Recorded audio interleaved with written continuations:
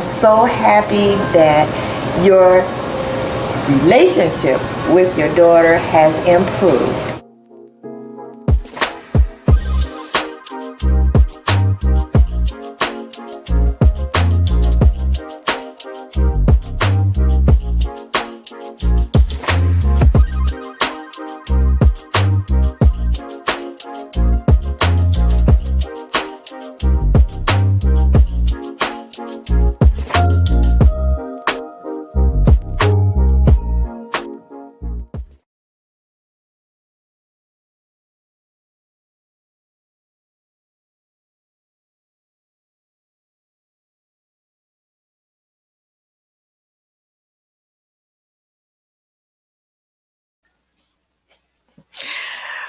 Well, hello everyone.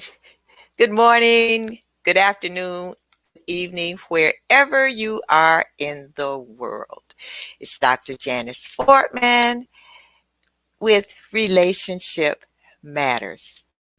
Well, last Sunday was Mother's Day, but I'm here to celebrate Mother's Day week. As a matter of fact, I think every day in the year should be Mother's Day. Today, we are going to talk about another extremely important relationship in our lives, the relationship between mothers and sons. Now, I think I'm a little bit of an expert at this because I am the mother of a son. And I'm going to bring to you another mother who raised her son. As a matter of fact, I raised my son primarily by myself. And so I'm going to bring you another mother who has raised her son. And hopefully our sons will join. I'm also going to bring you a son who's going to talk about healing the relationship with his mom. So what I want to do now is bring to you my first guest. And my first guest is Janette Ramos. Hi, Janette. Hi, Dr. Jan. How are you? I'm doing great. How are you? I'm doing well. Thank you again for having me on your show tonight. It's an honor to be here. Oh, well, thank you for being my guest. So let me tell you all a little bit about Janette. She is the proud single mother of two sons. She is an author, a public figure, a model. You can tell she's a model by how beautiful she is. Oh, thank you. She's an actress, a fitness instructor, and a motivational speaker. And Janette has been in the field of social service for over 23 years, and she currently specializes in the safety and protection of children. She is an advocate for children who've been abused or neglected. She is passionate, she's hardworking, and she provides for her children, like we all moms do. She Mhm. works towards helping families and children in her community. She's also a best-selling author of the book entitled Where's Mom? And Janette is a board member at the Cam Care Health Corporation, and she's been giving her time there for 15 years. Wow, Janette. Thank you, Dr. Jan. That was a great introduction. So now tell me, you have two sons. Tell me about your two sons. How old are Well, they? okay, Dr. Jan, and hello to my firstborn who is not here, Lewis. He is 29 years old, and he is a police officer and owns his own trucking business. My second son is Oh, Daniel, who has his weekly dose of Dano show on the E360 television network. And he is 24 years of age. And he is also just became the associate producer for the E360 television network. So I'm really proud. I'm proud of for my son. Wow. Congratulations to Yeah. Dano. Yeah, I'm Oh, happy for wow. him. When I grow up, I want to be just like him. We always want to be like someone else. Isn't that interesting? Right, right. So now we want to talk about the importance of the relationship between mothers and sons. So tell me about raising them. Just give me a just a quick. Well, it doesn't have to be quick, but just what was it like raising two sons, especially on your own? That's a great question, Dr. Jen. And you have to understand that the responses I'm going to give you may sound biased because I have two sons. I never had daughters. So I can only speak about the relationships of having sons. I had my sons growing up as a single parent were good kids. They never gave me any problems for the most part. They were good in school. They played sports. They didn't stay out late when they became teenagers. They didn't do drugs. They didn't end up in gangs. They didn't do a lot of things that most mothers and fathers hope their children don't do when they're growing up. I don't know them to have had any types of peer pressure, but if they did, they learned how to handle that. And I believe that that was based off of having the support and love and direction of a parent. I speak as a mother, as a single mother in this particular scenario. However, you do have fathers out there who do provide and are providing the roles of a single parent. So that pertains to them as well. But as far as raising two sons, although they say it's tougher to raise boys, I think nowadays it may be tougher to raise girls. I was in a position that I was able to raise them, and for the most part, they didn't give me any problems. But again, that goes back to the type of parent that you are. When you're the type of parent that you provide for your children and you're there and you make their business your business, which means you're in everything that they're doing, it doesn't give them enough time to go out and do things to get into that type of mischief, if you will, because they know that their mom is on the other end spying, looking, ensuring that they're following in the right direction. So in terms of raising them, it was easy raising them. However, in the situation of raising them as a single mother in a poor environment, if you will, not having the best of things, sometimes, not having enough money to buy clothes or food, I made it work. So again, it's not really about the environment, but rather what it is you're doing behind the scenes, behind the doors to ensure that your children are there. You're there with your children. And it goes back to how as parents we should be with our children, regardless of what age they are. You have to be present in their lives.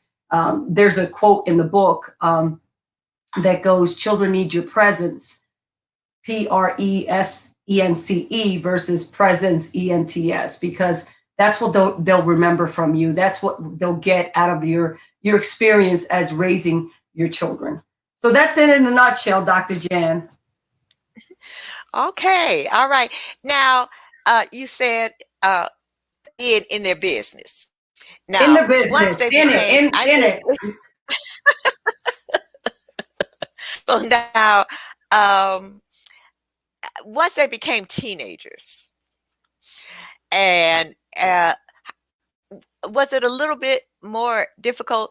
And also, there's a saying that mothers raise their daughters and love their sons. So tell me, when they were teenagers, did it get a little difficult?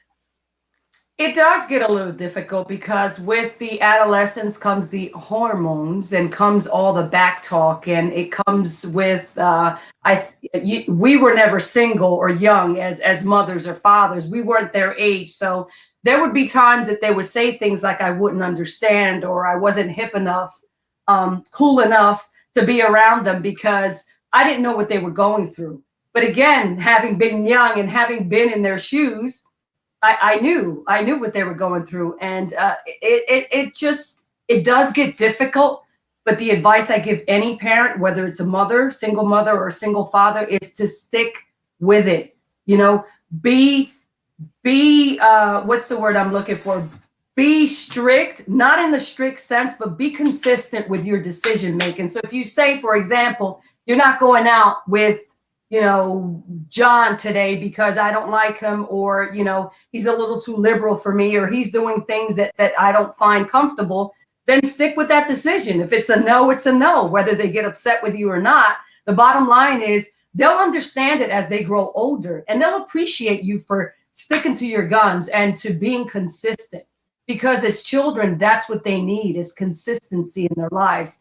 And again, it's about being there in their lives, because if you're not going to be there because you're working all the time, or you don't care, or you have other priorities, a spouse or a boyfriend, or, again, having children is a sacrifice. So with that sacrifice comes that consistency, comes that time. So to answer your question, it gets harder as they become teenagers. However, it's about you standing firm in your decision, because as a single parent or a double parent household, or a single father, you have a child. So it stops becoming about you thereafter. It's about them until they grow older and they find their ways.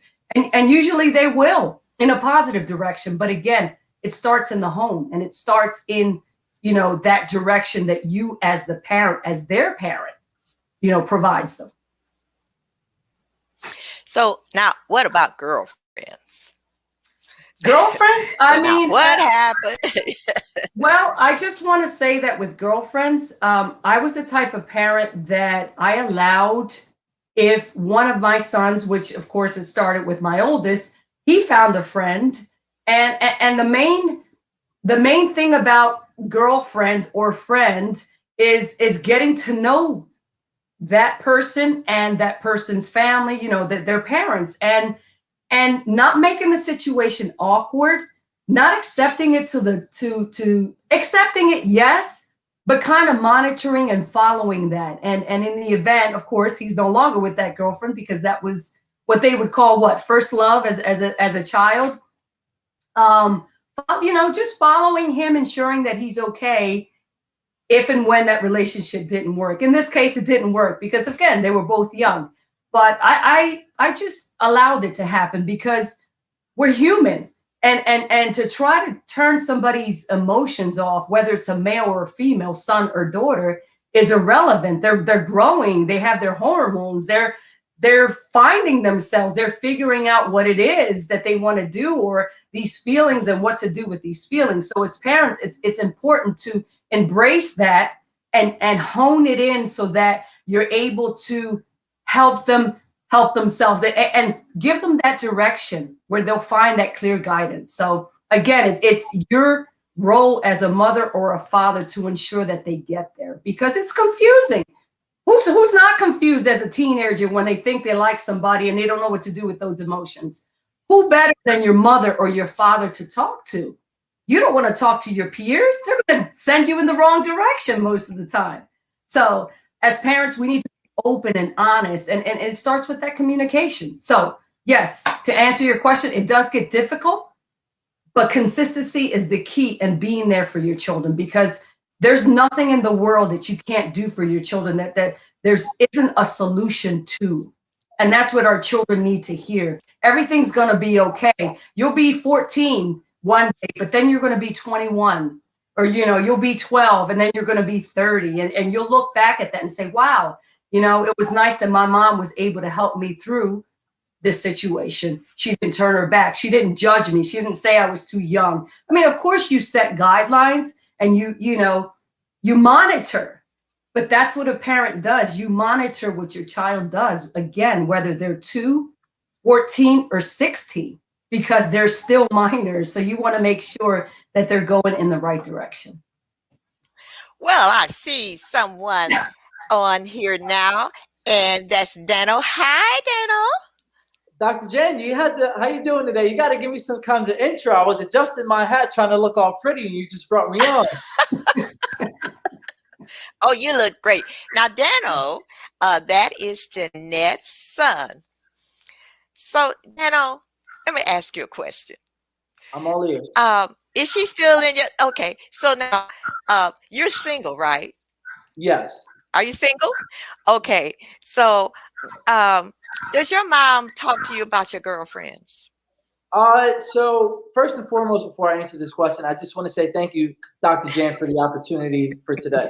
Um, so yes and no. I mean, yes and no. This is a very hard question. I kind of like to keep that life private for my mother, but I was raised in a way to know. Like, I know how to decipher the good girls from the bad girls, to put it lightly. So I mean, I'll tell her, hey, listen, there's somebody that I just met. Yeah, I think she's a real cool person. You might see her around. If not, then that's the end of it. But I don't go too far into detail, and I don't really bring women around my mother, anyways. If I bring you around my mother, that's how you know that that there's something serious going on, and that you're worthy to be inside of this relationship. Oh, okay. All right. And isn't that wonderful? Isn't that wonderful? And I'm going to bring someone else on here. That's Kevin. Now, hello, Kevin. Hi, Okay. Kevin. Well, Now, Kevin is my son. All right, Kevin. Now, you have to remember that I am your mom and I can mute you at any time. the book is coming out on the 22nd. And what's the book? I haven't titled it yet. Okay, so now I'm going to ask both of you sons, what have you learned from your mom that you keep with you at all times? What is the most precious, Kevin, you can I would take say, it. advice or something that she has given you that you really carry, to this day? Beauty over age. Start Go with ahead. Dano. Go ahead. You say what? I told him beauty before age. Go ahead. Thank you. I really do appreciate that. But we all know that if that were the case, you would be going. So I think the number one thing that I carry with me everywhere is misery loves company. You can see when a woman is going through some hard changes and hard, times in her life. And I don't want to be around that, because if I have to bring my, vibrational energy, my energy down to that level, it's probably not for me. Watching my mother be a strong, super strong, independent woman, that's kind of the energy that I'm looking for. Somebody who's able to hold their own. They don't really have to rely on me, because there's things that I have to do throughout my day that I really can't be babysitting somebody. When you're in a relationship, you're out there to build each other up, and when you don't have that within yourself, I'm just kind of like, if one person's carrying all the weight, then that's not something that I want to go into. Okay. All righty. And what about you, Kevin? Well, I would say what I can remember, one thing that stands out is not to give up. I could say I see, like, I don't know, women had to kind of be on my mother's level. They have to own something, have a car, not living at home with their parents, doing something for themselves. And like, as you say, try to build. You can learn a lot, I guess, about women from your mother.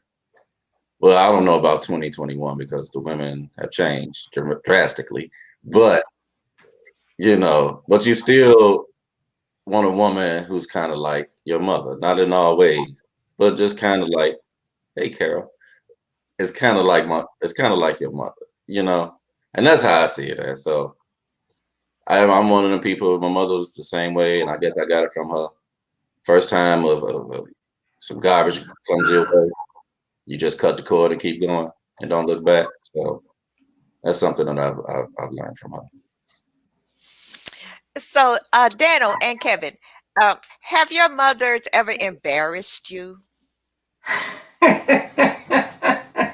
I think we all know the question. I think we all know the answer to that one already. Tell me about it, Dano. I'm surprised. I remember when my first relationship ever, the baby pictures. You know, I'm pretty sure, I don't know if Kevin's ever experienced that, but looking at the baby pictures and showing your first true love, you're like, Ma, get away from me. Like, I don't want to, why are you exposing me like that? Like, that's a side that I haven't even like built up yet. And I haven't even seen half these pictures and you're going to expose me like that. So yeah, I mean, not to the extent of like, you know, like arguing with me in the middle of like somebody or nothing extreme like that, but like a funny kind of embarrassment. Mm-hmm. And what about you, Kevin? I mean, you sure you want to tell this embarrassing moment? I mean, you're the one that's embarrassed, not me. It probably was. Okay, this one here, I don't know. Okay, it's late night. I can tell this story. So, once upon a time, young Kevin was in high school, right? And his mother was a teacher.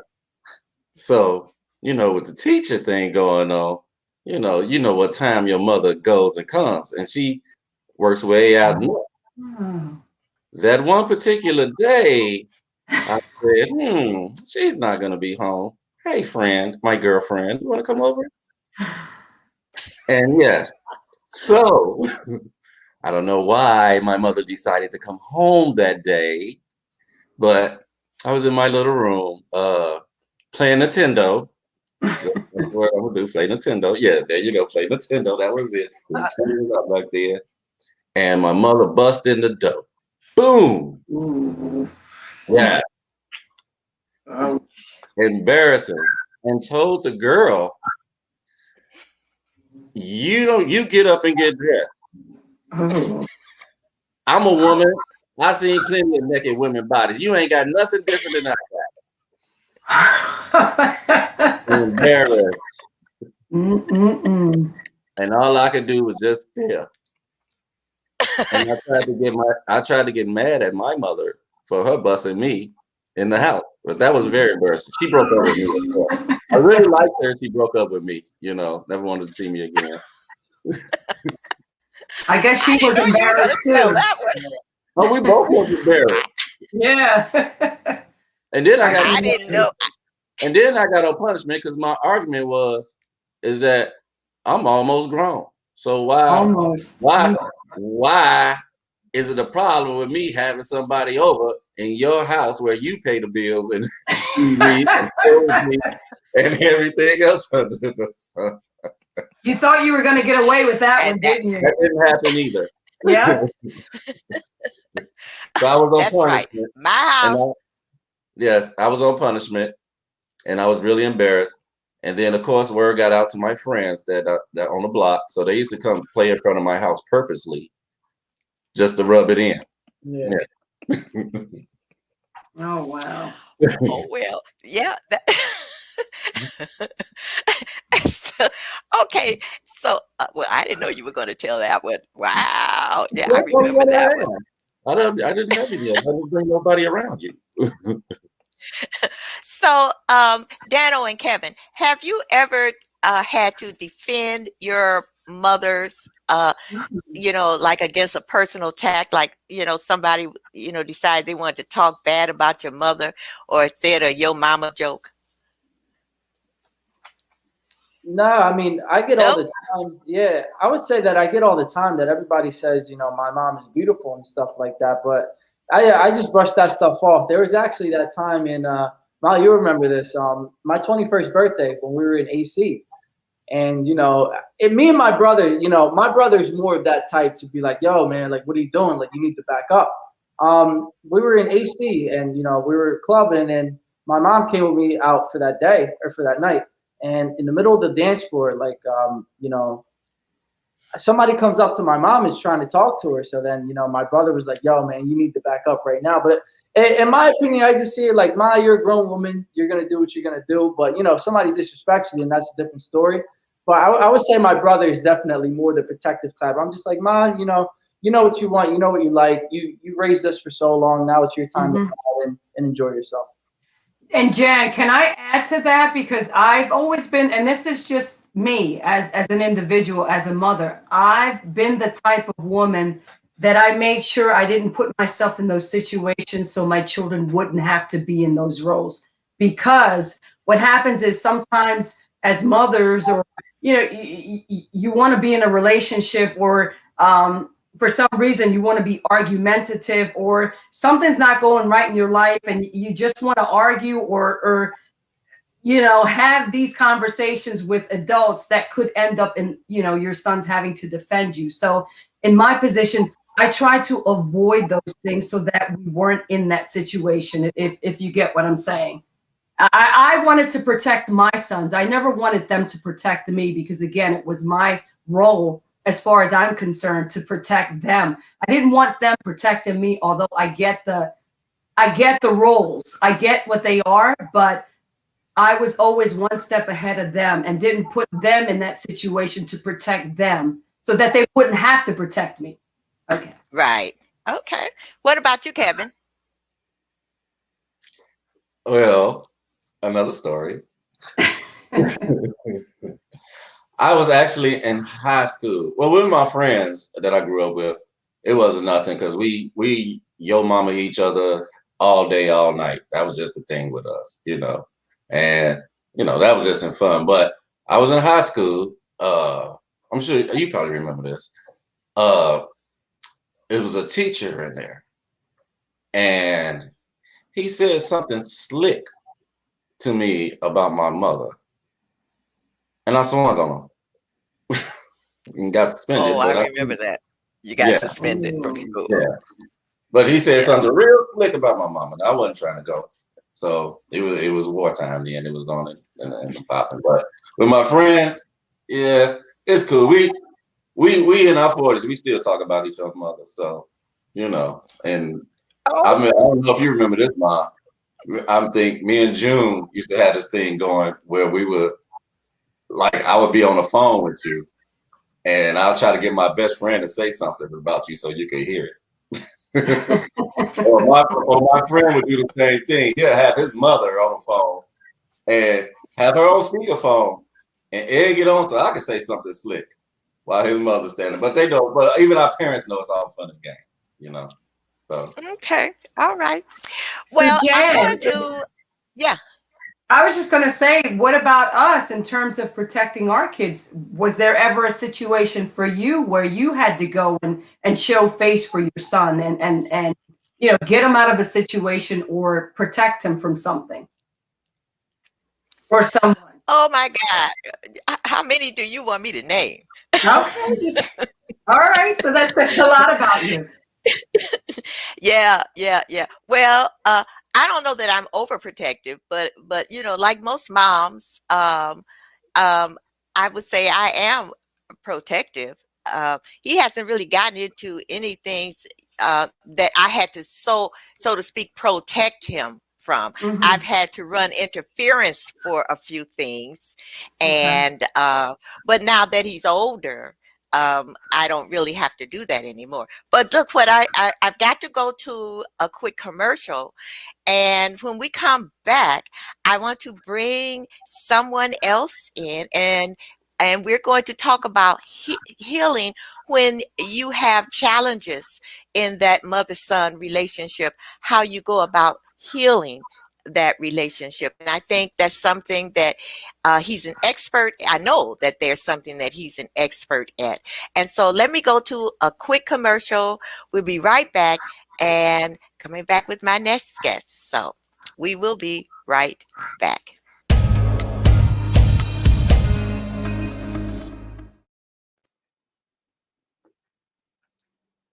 that was quick. That was a quick commercial. That was real quick. Yeah. Well, you know what? Dan, you understand these things, don't you? Yeah, I do, yeah. That was quick. Okay. Well, no, we'll be right back.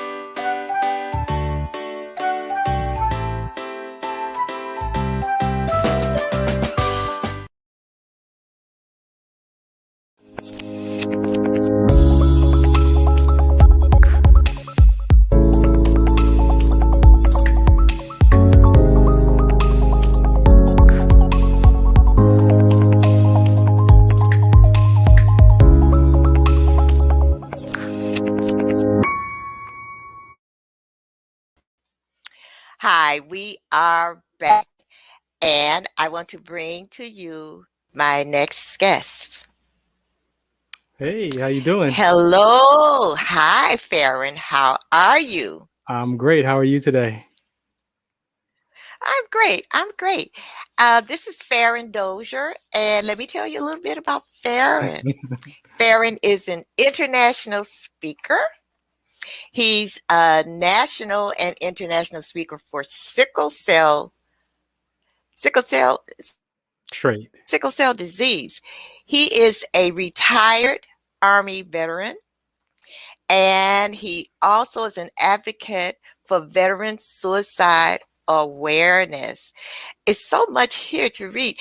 Now, let me tell you, he is a radio, TV, broadcasting, internet host. And it's so much. I have so much here. He's a sickle cell trait advocate. He's an arthritis advocate. I need to know about that because I really got some Oh yeah. arthritis here. And it's something, and it's called rhabdomyolysis Yeah. advocate. What is that?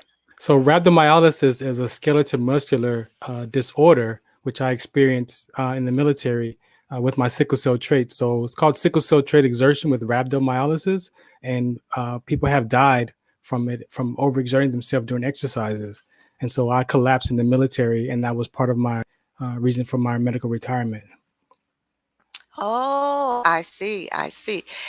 Farron, I want you to tell us about your journey as far as the relationship that you have with your mom and your journey of healing that Yes. relationship. First off, Mom, I love you. I love you. I love you. I love you. And I always did. But there was something in the way. The Bible calls them strongholds, wedges, I call them. And even in Ephesians chapter 2, it talks about honoring your father and mother that you may have long life, which is one of the first promises that was in the commandments. And so for myself, it was very subtle. And these experiences I'm going to share with you, they weren't really traumatic, but when you understand the life of a child and the development of the brain, you could see how these things happen very subtle. And so Life of an 8-Year-Old is my inspirational read that I've written that I share about how I healed with my mom at age 8. So I was born 1970. My mom and my parents were not married. However, my mom took care of me, and my grandparents offered to watch me while she got a job. So instead of her driving me and dropping me off every morning, my grandparents allowed me to stay with them. And so they raised me up until I was 8 years old. In my mind, I did have a relationship with my mother, but there was something that had me more attached to my grandmother, obviously because I lived with them. So I'm calling my grandmother Mama and my mother Mommy because somehow I knew the difference, but I always wanted to spend time more with my grandmother because that's where I was growing up at. So when my mother got married in 1978, my stepfather, they had a conversation, and so they came and got me from my grandparents. Now, of course, you would imagine that's what family will do. We want to be a family. And so they picked me up and they brought me to the apartment with my baby sister. And I had this story in my mind that floated around my whole life like it happened yesterday. And it was very subtle. So it was the one morning I was on my way to school, and I'm standing at the front door of the apartment, and she's giving me instructions. When you come home, lock the door. Don't go outside. Don't answer the phone. Don't turn the oven on. All those don'ts. And as I'm standing there, I felt this heartbreaking body sensation. And then my brain fired off with, what? Why are you leaving me? Like, I could have stayed at my grandmother's house. Like, what's going on? Oh, I can't trust you. Like, and I got to be responsible because I got this key around my neck. And so I walk off to school. Nothing of it. You know, you wouldn't think anything of it, right? So in 1978, there was an era called the latchkey kid. So I was one of those children where I had to walk home from school, let myself in the apartment, wait till my parents got home, not turn on the oven or anything like that. So as I grew up, not knowing none of this, I started to have these things with my mom. You know, like I said, I loved her, but there was just something in the way, and I could not put my finger on it. But I love my mom. That played out in my relationship with women because I started to sabotage relationships. And in the back of my mind, I would always think like, I get close to this girl, but then she's going to leave me. Right. And then so my mind goes to play these things. I get this body sensation, this pain that I don't want to feel. So what I do was I go find somebody else. And that was how my relationships went. Up until recently, I'm just recently divorced. And that was still part of the impact of my healing process. But I didn't know that there was anything in the way. I couldn't tell you that, oh, I had an issue with my mother. You know, we point those things out sometimes as, oh, you got mama issues, you got daddy issues. Those are real conversations in life. And sometimes we don't know how to unravel those. But at age 40, I was in the Landmark Forum. And I was in that course because my life was over. I was just retiring from the military. And I was just like ready to commit suicide. It was over. And so a friend introduced me to this education.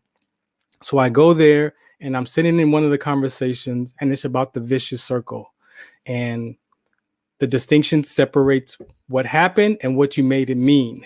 And so I started to unravel parts of my life in this conversation of what happened to me, but what my mind made it mean.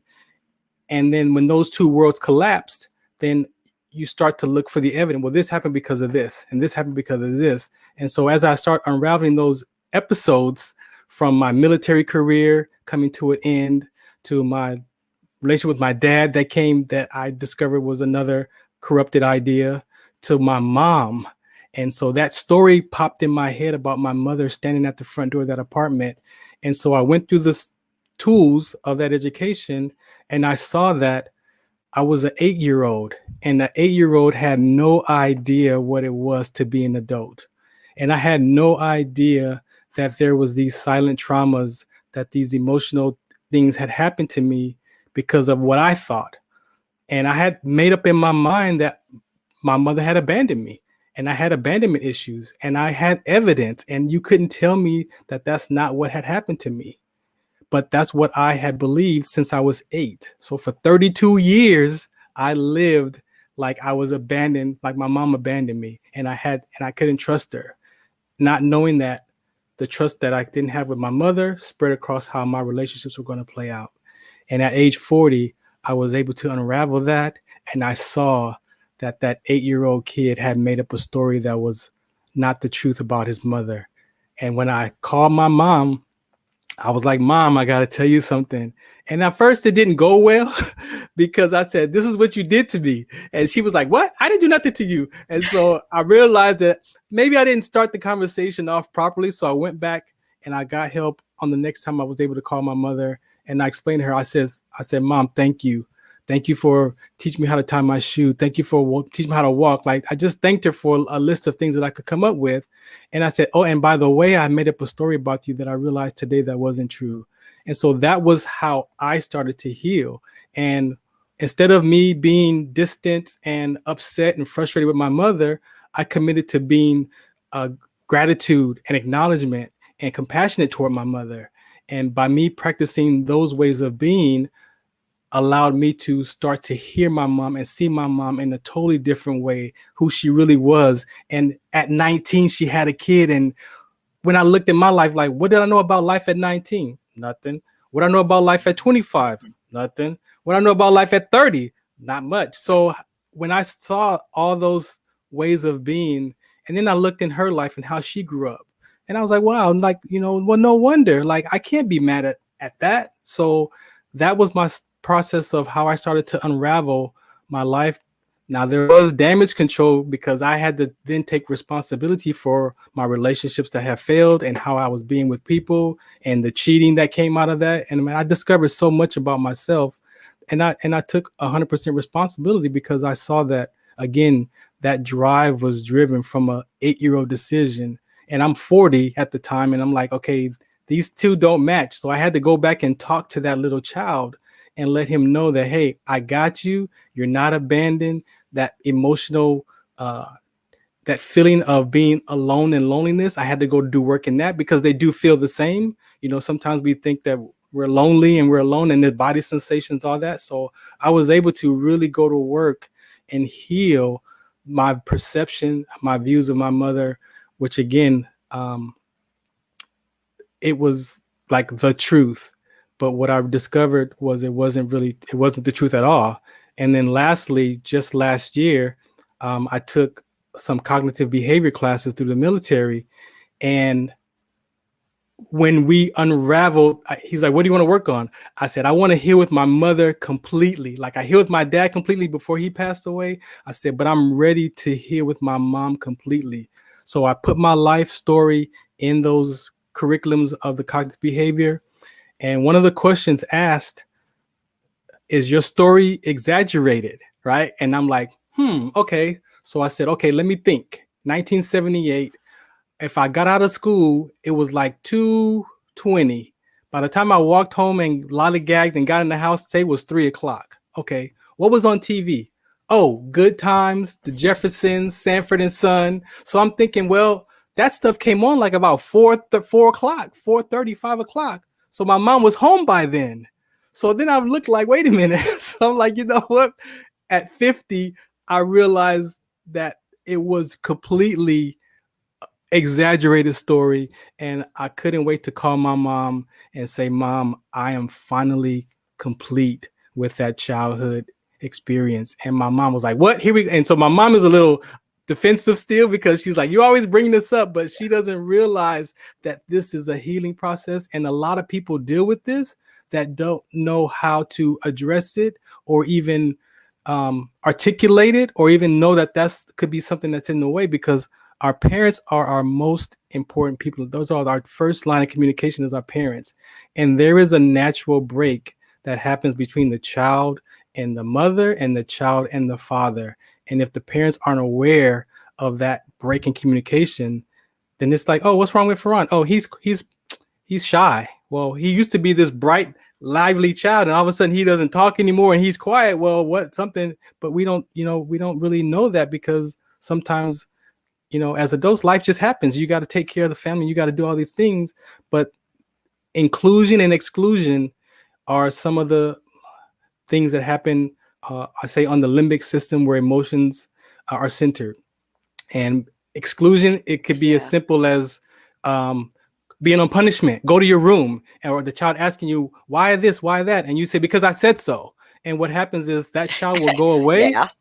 And that child will go in his room and sit down and write his own story about what happened, which now becomes that child's truth. And then now what you say to that child is no longer true. And then there's a lack of trust, or you don't care about me, or you didn't do this. And they're very subtle. They're not always this traumatic incident.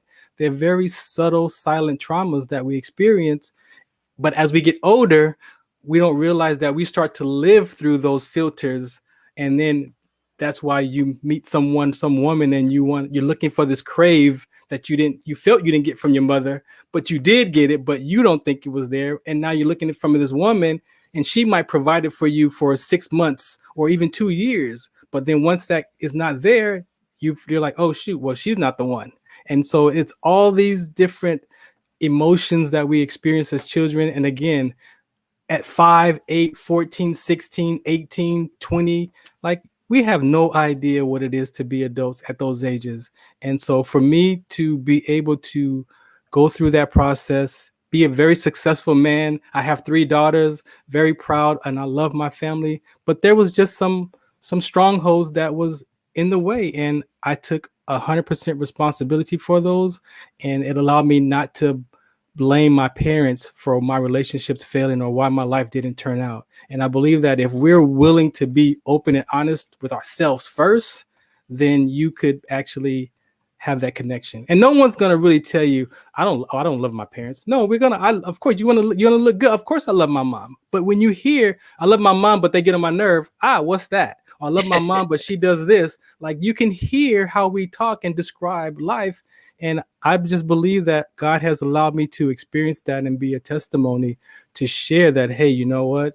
If, like the Bible says, when you heal that relationship with your parents, and again, I learned, you're not going to always love your parents. You're not going to always like them, but it's the spirit behind how you think about them. And that's where it really makes a difference, because if you think that they don't care about you, of course you'll take care of them, but in the back of your mind and your subconscious mind, there'll be this wedge that doesn't allow for you to experience pure love. And I have been blessed to go through that process and be on the other side of it. And now I even do that with my own children, because now I have 3 daughters and now I got to make those corrections because I was being like my parents was with me. So you either parent how your parenting was, or you try to do the opposite, which turns out to be the same because you're so focused on how you don't want to be like them, and you still end up turning out. So that's Yeah, well, really you know how, what yeah, I really thank you for sharing that. As parents, it's sometimes we're so busy, I would say, raising our sons and our daughters, but a lot of times we don't realize some of the things we say and the perceptions of a little kid, yes. and you tickled me. I started laughing when you said that I said so. Because, you know, that's what we say. Yeah. We don't have to give you a reason. It's because I Right. said so. But I have a question here Yes. from a viewer, and I wanted to get it in, and I brought everybody back so they can just kind of answer this questions. It's from Maxine Walker, and Okay. from a I guess from a guy's point of view, how do you get a 28-year-old male to leave the state and start over? He is a college graduate, but no jobs are coming his way. So in other words, this is someone who just is kind of a young guy who's kind of stagnant Stuck. Yeah. and and so I'm going to start with Dano. How do you get a 28-year-old male to start over?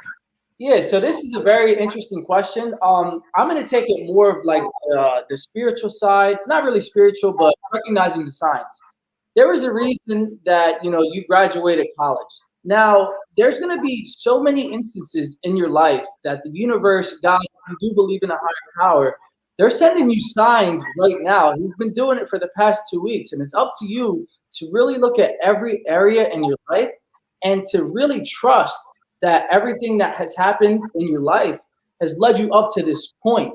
Now, going forward, you need to think about, or what I like to do is I like to think about the end goal, but you can't have an attachment to how it's going to happen, how you're going to get to this new city, how you're going to start over. You just have to trust that everything is in divine timing, and you also have to act within your vibrational frequency.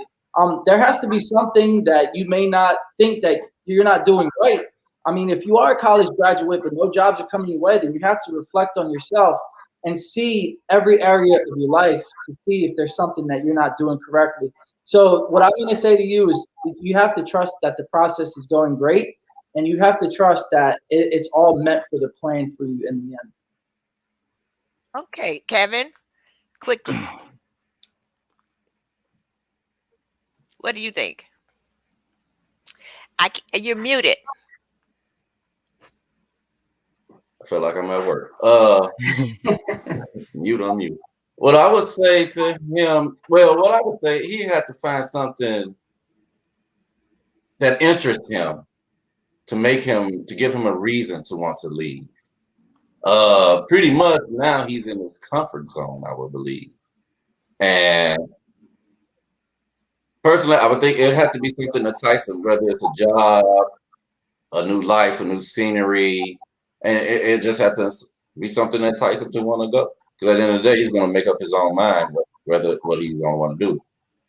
There's probably a reason that he wants to stay in the same state, even if there is no jobs. But he had to learn whatever reason that is. If it ain't benefiting him to take him to the next level, then it would be time for him to leave. Okay. And Farron, what do you say? So I got 2 things. First, I would say to Maxine, as parents, sometimes we don't pay attention to listen to our children. Like, I know you Now have she's a concerns. I can say that Oh, Maxine is the grandmother. she's a great. Okay, so a lot of times, Yeah, that's you in the know, chat. Yeah. we don't listen to the child. So I'll put it from the child perspective. You have to see what his concerns are about his life. We as parents and grandparents, I have a grandson now, we have concerns about their life, but they also have a concern about their own life. And sometimes they don't match. And so we try to force them to do what we think is best for them and not allow that child to say, hey, you know what? This is actually what I'm interested in. And let me go about that. So I say to him, at 28 years old, man, whatever you went to college for, maybe that you did that because that's what the family wanted you to do. We're all born for a reason. You have to look inside yourself and figure out, go back to that childhood dream. Who did you want to be when you grew up? Go back to those dreams and find something that interests you. We're all born with a purpose, passion, and a gift. And maybe that education that you have could be a doorway to open up for you to have a voice. But then a lot of times our life experiences are really what we need to look at. Sometimes we think that something happened to us that's negative, which really can help somebody else telling that story. So you may have a life experience that you grew up in that might be something that you want to talk to people about and you think nobody's really interested in. Guess what? That could open the door for you to find what that purpose, that passion, that gift is. And as I tell my daughters, then you go to college to support that. But sometimes we go to college or school or military because our family wants us to do these things and they're really not listening to, again, what we feel as a child. So I think if you want to talk to me, I'm open to help you sort through that. But again, look in your own life for an experience that you think that you could share with the generation behind you and even the generation that you're currently in that could help save a life or help prevent someone going down that path. And you'll be more fulfilled in that and not the college degree, or maybe then change your education to something that matches what your voice is. And that's what I've done. Okay. All righty. Very good information.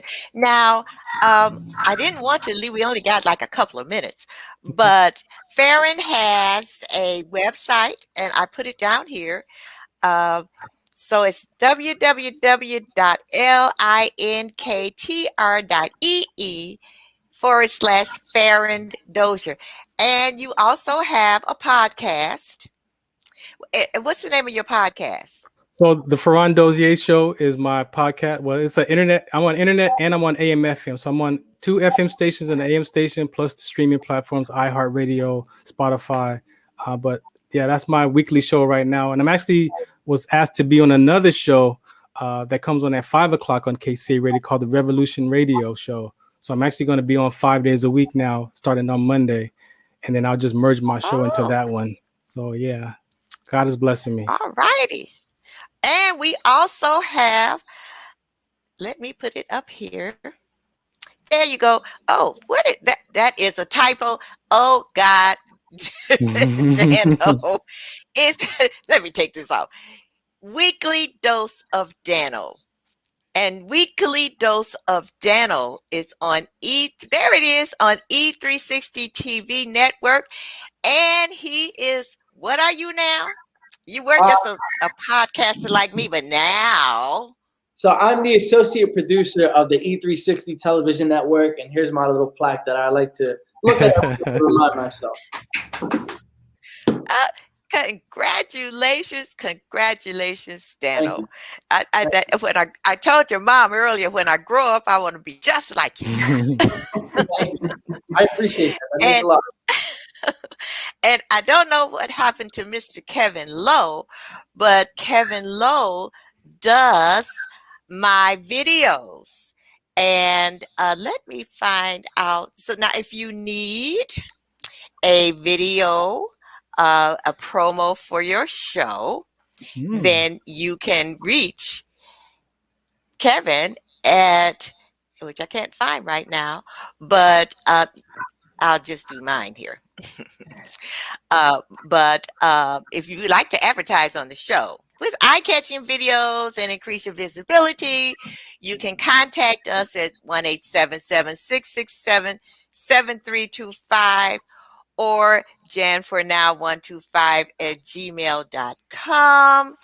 And let me here it is. Or you can go to Lowski2 lopan@gmail.com. I want to thank all of you for appearing on the show tonight. It's been extremely informative.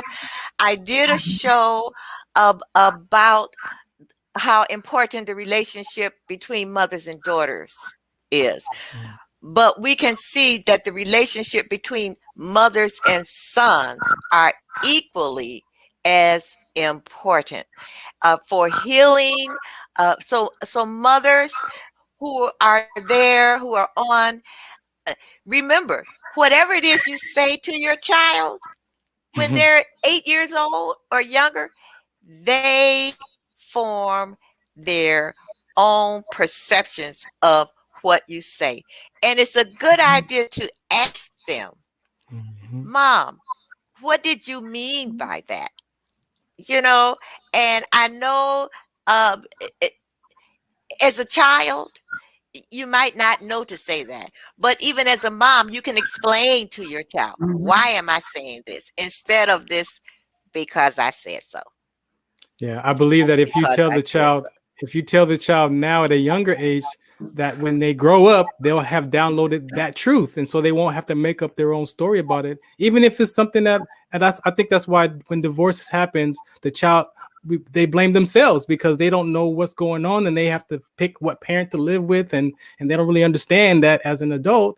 And I think if you really be truthful to the child at those young ages, because that brain is developing and giving meaning to life, even though they're 5 or 6 or 2 or 3.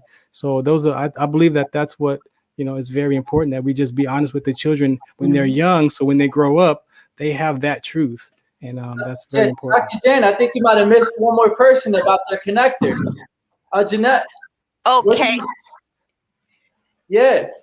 Oh, you know what? Janette, tell me. Yes. Well, if you want to purchase my book, it's Where's Mom? It talks about life of a single parent, as well as some of the things that Farron had touched about being there for your children and all the things that you should be doing for your children. But this is life of a single parent versus a double parent, whether you're a mother or a single father. You can find it on Amazon. I do have a couple copies left. If you're interested in getting them, you can find them at Rexy09@yahoo.com. Otherwise, you can find it on Amazon. Thank you. Nice. All right. And thank you so much. Let me put this on here right quick. Where's Mom?